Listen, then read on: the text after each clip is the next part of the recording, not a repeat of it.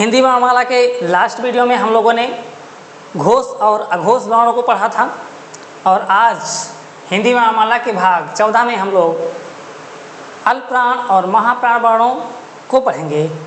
जी हाँ मित्रों, नमस्कार। कैसे हैं आप? स्वागत है आपका हमारे यूट्यूब चैनल संस्कृत आस्था पर। और अल्पप्राण या महाप्राण वर्णों को पढ़ने से पहले हम लोग जरा सा ध्यान देते हैं वर्गों पर।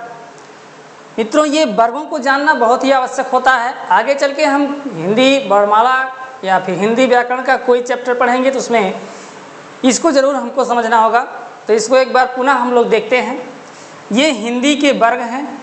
आप देख रहे हैं कि वर्गों की संख्या 1, 2, 3, 4, 5, ये 5 वर्ग हैं हिंदी वर्णमाला में। पांचों वर्ग एक समान है क्योंकि पांचों वर्गों में आप देख सकते हैं 5-5 अक्षर हैं। बाकी किसी लाइन में 5 अक्षर आपको नहीं मिलेंगे। यही 5 अक्षर वाले पांचों लाइनें 5 वर्ग हैं। पांचों वर्गों का एक नाम है। पहले का का वर्ग, चा वर्ग, टा वर्ग, ता वर्ग और पांचवा आपका पा वर्ग। ये 5 वर्ग हैं। ये वर्ग मीन समूह होता है, ये कुछ और नहीं है, अक्षरों का समूह है जिसे वर्ग कहा गया है। और समूह आपका 5 अक्षरों का है। आप हिंदी वर्णमाला किसी भी हिंदी किताब में वर्णों को लिखा हुआ देखेंगे, इसी क्रम में देखेंगे, का, खा, गा, घा, अंगा, चा, छा, जा, झा, इया, इस प्रकार से। और ये 5 लाइनें ऐसी हैं जो 5-5 अक्षरों की हैं। पांचों लाइनों को वर्ग कहा गया है और पांचों लाइनों के एक समूह का, इस वर्ग का एक नाम रखा गया है। पहले का का वर्ग रखा गया है, पहले अक्षर के आधार पर सबका, चा वर्ग, टा वर्ग और ता वर्ग, पा वर्ग। तो यही वर्ग हैं। इसमें आप देख रहे हैं कि प्रत्येक वर्ग में 1, 2, 3, 4, 5 सब में 5-5 अक्षर हैं। इसमें ये जो पहला अक्षर है इसको वर्गों का पहला अक्षर कहा जाता है। अगर कहा जाए वर्गों का पहला अक्षर, इसका मतलब का, चा, टा, ता, पा। अगर कहा जाए वर्गों का चौथा अक्षर, इसका मतलब घ, झ, ढ, ध, भा। अगर कहा जाए वर्गों का 5वां अक्षर, इसका मतलब ङ, ञ, ण, न, म। इस प्रकार ये वर्ग हैं। और संधि में भी आपको इसी तरह से कुछ शब्दावलियाँ मिलेंगी। वर्गों का पहला अक्षर, वर्गों का दूसरा अक्षर, वर्गों का तीसरा अक्षर, या का वर्ग का तीसरा अक्षर, या फिर चा वर्ग का दूसरा अक्षर, ऐसा कुछ मिलेगा आपको। तो इसको हमेशा आपको ध्यान में रखना है। ये 5 वर्ग हैं। पांचों वर्गों में 5 अक्षर हैं। वर्गों का दूसरा कहा जाए, सबका दूसरा अक्षर होगा। और स्पेशली किसी वर्ग का नाम लेकर कहा जाए, जैसे चा वर्ग का तीसरा अक्षर, तो केवल और केवल जा होगा और कोई अक्षर नहीं होगा।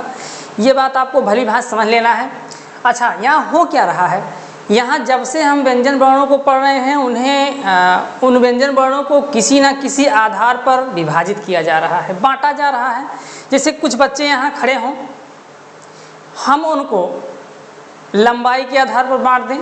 जो लंबे बच्चे हैं इधर हो जाएं और जो छोटे बच्चे हैं इधर हो जाएं। उनको हम बोलने के आधार पर बांट दें। जो ज़्यादा बोलते हैं उतने बच्चे इधर हो जाएं, जो कम बोलते हैं इधर हो जाएं। खाने के आधार पर उनको बांट दें। जो ज़्यादा खाते हैं इधर हो जाएं, जो कम खाते हैं इधर हो जाएं। ठीक इसी प्रकार से वर्णमाला के इन अक्षरों को भी कई आधारों पर बांटा गया। आपने पढ़ा इसके पहले, स्पर्श के आधार पर इनको बांट दिया गया 2-3 भागों में। उच्चारण के आधार पर बांट दिया गया है इनको। कई आधारों पर बांटा गया है, प्रयत्न के आधार पर, घोषत्व के आधार पर, और जैसा कि आज हम लोग बांटेंगे प्राणत्व के आधार पर। तो इसी प्रकार से इनको केवल कई आधारों से बांट दिया गया है। वही आपको याद करना है। वहीं से आपके परीक्षा में क्वेश्चन बनते हैं, प्रश्न बनते हैं और उन्हीं प्रश्नों का आपको जवाब देना होता है। एक सटीक ऑप्शन आपको चुनना होता है। तो आइए समझते हैं और एक बार पुनः देखते हैं अघोष और घोष को। इसके बाद प्राणत्व को देखते हैं। तो इसके पहले आपने पढ़ा था अघोष और घोष। इन सभी वर्णों को 2 भागों में बांट दिया गया घोषत्व के आधार पर। घोषत्व क्या होता है? कुछ ध्वनियाँ ऐसी होती हैं जिनको हम बोलते हैं तो गूंज उत्पन्न होती है। गूंज क्या होती है? हमारे शरीर में नसों का एक जाल होता है, बहुत महीन, बहुत पतले पतले नसों का एक जाल सा होता है। वो नसें एकदम बाल जितना पतली होती हैं। तो नसों का एक पूरा जाल होता है जिसे स्वर तंत्री कहा जाता है। स्वर तंत्री कहा जाता है। अब कुछ अक्षर ऐसे होते हैं जिनको अगर हम बोलते हैं, उस ध्वनि का उच्चारण अगर हम करते हैं, तो स्वर तंत्रियाँ हमारी, वो महीन महीन नसें जो जाल बनी हुई हैं हमारे संपूर्ण शरीर में, उनमें झंकृति उत्पन्न होती है, झंझनाहट उत्पन्न होती है, और उसी को दूसरे भाषा में गूंज कह दिया गया है। तो कुछ अक्षर ऐसे हैं जिनको हम बोलते हैं तो हमारी वो स्वरतंत्रियाँ आपस में झंझनाती हैं, उसमें झंकृति उत्पन्न होती है। तो ऐसे वर्णों को घोष वर्ण कह दिया गया। और जिन अक्षरों को बोलने पर हमारी स्वरतंत्रियाँ कंपायमान नहीं होती, उनमें वाइब्रेशन नहीं होता है, झंकृति नहीं उत्पन्न होती है, गूंज नहीं होता है, उन्हें अघोष वर्ण कह दिया गया है। तो हमने आपको ऐसा ट्रिक, ऐसा आइडिया बताया था जिससे आप आसानी से इसे याद कर सके उंगलियों पर। जैसे ये पहली और दूसरी उंगली आपकी, ये अघोष वर्ण है। पहली दूसरी उंगली मतलब हो गया आपका पहला दूसरा अक्षर। प्रत्येक वर्ग का पहला दूसरा अक्षर आपका अघोष है, तो 2 उंगली अघोष हो गई, शेष 3 अंगुलियां घोष वर्ण हो गई। 3 अंगुलियों का मतलब 3 4 5, 3 4 5। तो उंगली पर आप पढ़ेंगे का खा, ये आपका अघोष हो गया। गा घा अंगा, ये आपका सघोष हो गया। फिर चा छा, ये आपका अघोष हो गया। जा झा या आपका सघोष हो गया। इस प्रकार आप अंगुलियों पर इसको याद रख सकते हैं। इसको हमने इसके पहले वाली वीडियो में बताया है, नहीं देखे हैं तो जरूर देख लीजिएगा। इसी प्रकार अघोष में तीनों सा आपके आते हैं, बड़ा सा, खष्टिश सा, छोटा सा। और सघोष में आपके यारा लावा हाय आते हैं। इसे हम शार्ट में ऐसे भी याद कर सकते हैं। अघोष में आपका पहला और दूसरा, वर्गों का पहला और दूसरा वर्ण है, आप देख सकते हैं, का खा चा छा टा ठा ता था पा पा। और इसी में आपका तीनों सा है, केवल तीनों सा है, हाँ नहीं इसमें शामिल है मित्रों। यहाँ आपका जो अक्षर है वो है तीसरा, चौथा, पांचवा, यारा लावा और हाँ, यही आपका अघोष और घोष था। बात करते हैं कि इसमें कुछ ऐसे अक्षर और भी सम्मिलित होते हैं जिनको शायद हम काउंट नहीं करते हैं या फिर जिनका रूप बदल गया है। जैसे 2 अक्षर आपके हैं, एक है डा के नीचे बिंदी लगाकर अड़ा बना दिया गया है, एक है ढा के नीचे बिंदु लगाकर ढ़ा बना दिया गया है। आखिर हम इन अक्षरों को कहाँ शामिल करेंगे, घोष में कि अघोष में, इसको हम लोग सोचते हैं। तो देखते हैं ध्यान से, डा और ढा है कहाँ, तो डा और ढा यहाँ है। डा तीसरा अक्षर है, ढा चौथा अक्षर है, और तीसरा और चौथा अक्षर घोष में है, अर्थात अड़ा और ढ़ा भी आपका घोष में हो जाएगा। बस इतना ही हमको ध्यान रखना है, इसको हमने पहले वीडियो में पढ़ा है। आज हम लोग प्राणत्व के आधार पर वर्णों को बांटेंगे। तो घोष और अघोष को अगर आपने नहीं देखा है तो उस वीडियो को ज़रूर देख लीजिएगा। और चैनल पर अगर नए हैं तो चैनल को सब्सक्राइब ज़रूर कर लीजिएगा, और साथ ही बगल में बने बेल आइकन को, घंटी को ज़रूर प्रेस कर दीजिएगा और ऑल पर टच कर दीजिएगा, ताकि हमारा कोई भी वीडियो ज्यों ही अपलोड हो सबसे पहले आप तक पहुँचे, सबसे पहले आप उसे देखें। तो चैनल को सब्सक्राइब ज़रूर करिएगा। आइए देखते हैं आज भाग 14 में प्राणत्व के आधार पर। जी हाँ, आज हम लोग पढ़ेंगे प्राणत्व के आधार पर इन वर्णों को कितने भागों में बांटेंगे। तो प्राणत्व के आधार पर व्यंजन के इन वर्णों को हम 2 भागों में बांटेंगे, जिसमें पहला भाग है अल्प प्राण और दूसरा भाग है महाप्राण।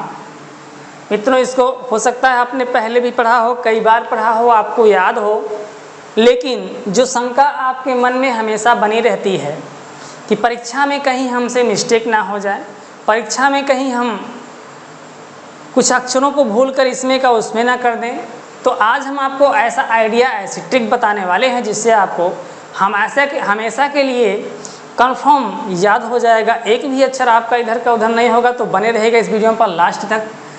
और देखते हैं अल्प प्राण और महाप्राण। सबसे पहले हम लोग समझते हैं कि अल्प प्राण क्या है, महाप्राण क्या है। पहली बात, अल्प मीन्स होता है थोड़ा, बहुत कम। महा मीन्स होता है ज़्यादा, बहुत अधिक। अल्प मीन्स कम, महा मीन्स ज़्यादा। इसके पहले हम बता चुके हैं आपको कि इन व्यंजनों को, इन अक्षरों को हम कुछ आधारों पर बांट रहे हैं, बाकी और कुछ नहीं कर रहे हैं। बहुत सीधी सी बात है।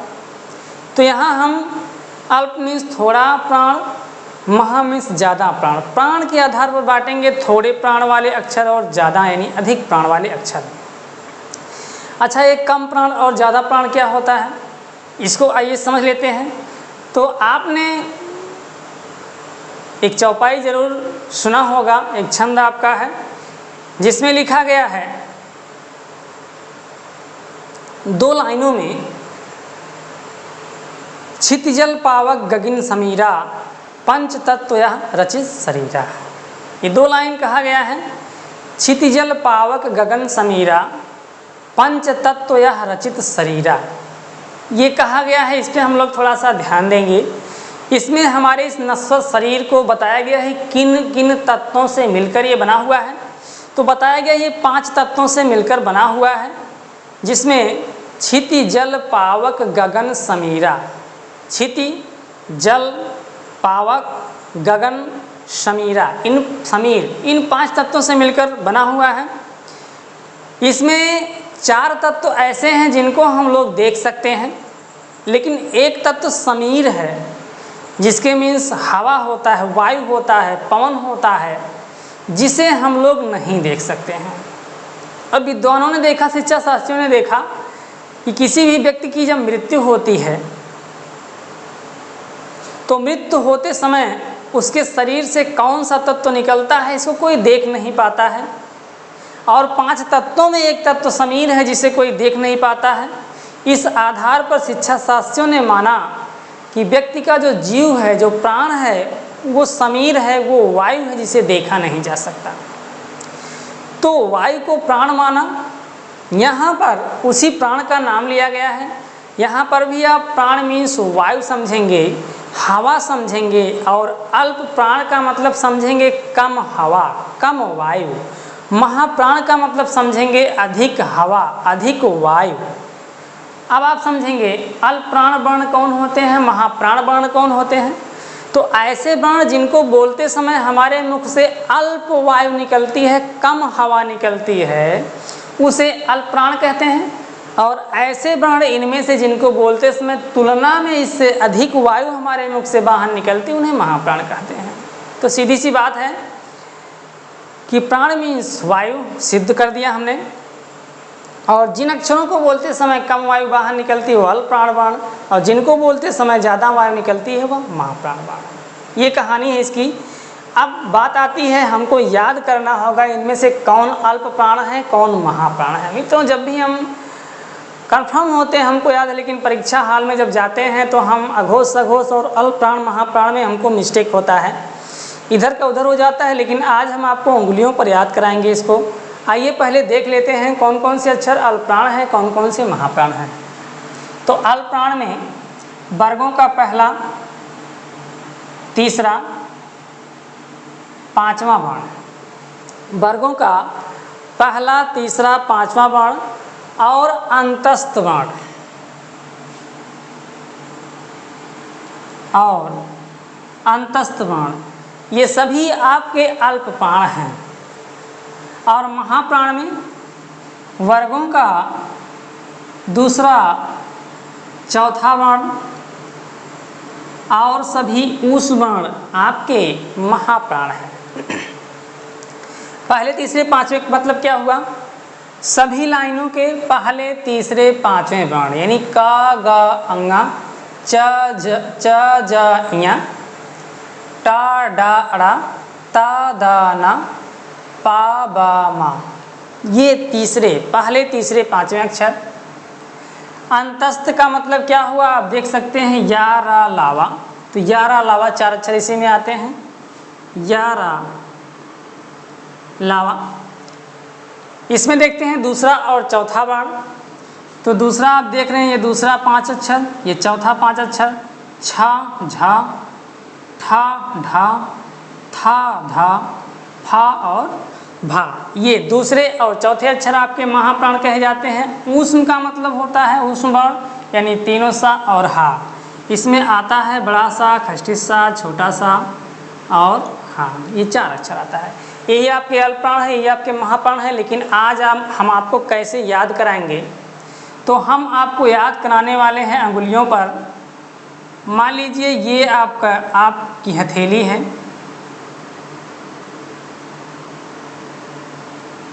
ये आपकी हथेली है, ये अंगुलियां हैं। अंगुलियां थोड़ी मोटी बन गई हैं तो इससे आप काम चला लीजिएगा। हम देखते हैं कि पहला अल्प है, फिर दूसरा छोड़ के तीसरा अल्प है, फिर चौथा छोड़ के 5वां अल्प है, और जो बच रहा है वो महा है। ये महा है और ये महाप्राण है।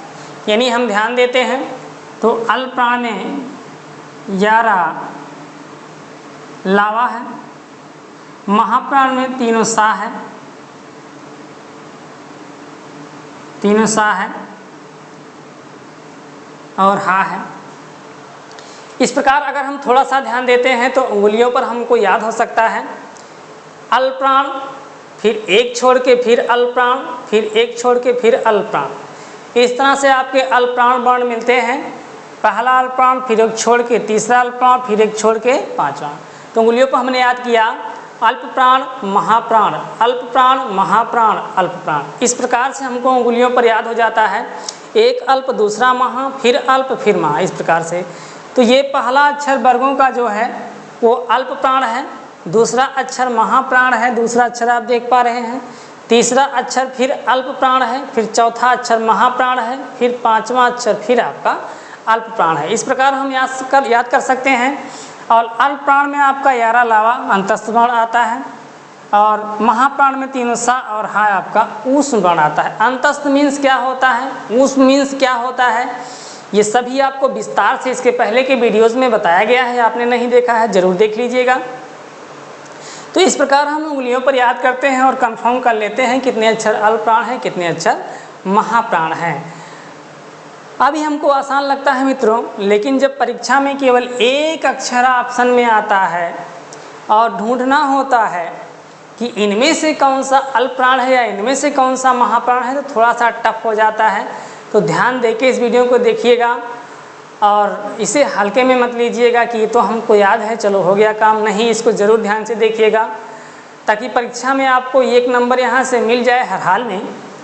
तो इसको संभवतः आपने समझ लिया होगा, आपने याद कर लिया होगा, अल्प प्राण, महाप्राण, अल्प प्राण, महाप्राण, अल्प प्राण, इस प्रकार से। तो इस वीडियो में आपने प्राणत्व के आधार पर अल्प प्राण, महाप्राण कौन से अक्षर होते हैं इसको पढ़ा। आइए देखते हैं एक और बात।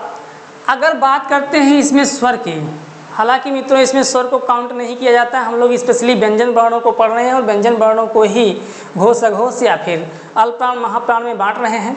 फिलहाल यदि बात आती है कि स्वर अल्प प्राण है कि महाप्राण है, तो स्वर को अल्प प्राण में रखा गया है। सभी स्वर वर्णों को अल्प प्राण में रखा गया है।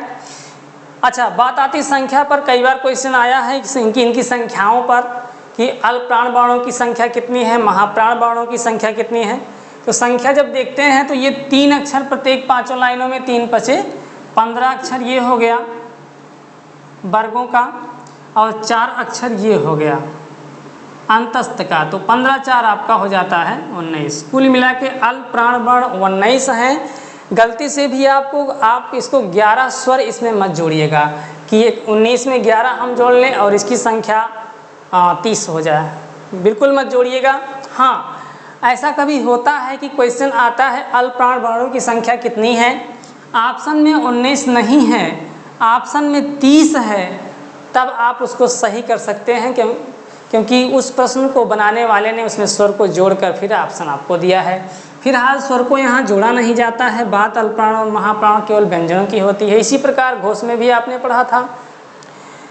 तो स्वर को अल्प प्राण, स्वर जो है अल्प प्राण होते हैं, ये बात सही है, लेकिन अल्प प्राण वर्णों की संख्या 19 है। ऑप्शन में ना हो तो तब इसमें आप 11 प्लस करिएगा, 30 सही करिएगा। और रही बात महाप्राण वर्णों की, तो ये आपका 2-2 अक्षर प्रत्येक वर्गों में, तो 2 5 10 हो जाता है, और 4 ऊष्म वर्ण, तो 10 और 4 कुल मिला के आपके 14 वर्ण हो जाते हैं। तो ये 19 और 14 आप याद रखिएगा। अल्प प्राण और महाप्राण यही हैं, इसमें कुछ नहीं रखा है, बहुत ही आसान सी बात है। आगे चल के हम वर्णमाला के कुछ अति महत्वपूर्ण बहुत ही सूक्ष्म तथ्यों पर चर्चा करेंगे। तो इसके आगे का भाग पार्ट 15वां भाग जरूर देखिएगा। और वीडियो समझ में आया हो तो दोबारा देखिएगा, फिर भी ना समझ में आए तो कमेंट करिएगा, आपके कमेंट का जवाब जरूर मिलेगा अगले वीडियो में। तो इस तरह इस चैनल को सपोर्ट करिए, और चैनल पर अगर नए हैं तो चैनल को सब्सक्राइब जरूर करिएगा, बेल आइकन प्रेस कर दीजिएगा। तो मिलते हैं अगले वीडियो में। इस वीडियो में बस इतना ही, धन्यवाद।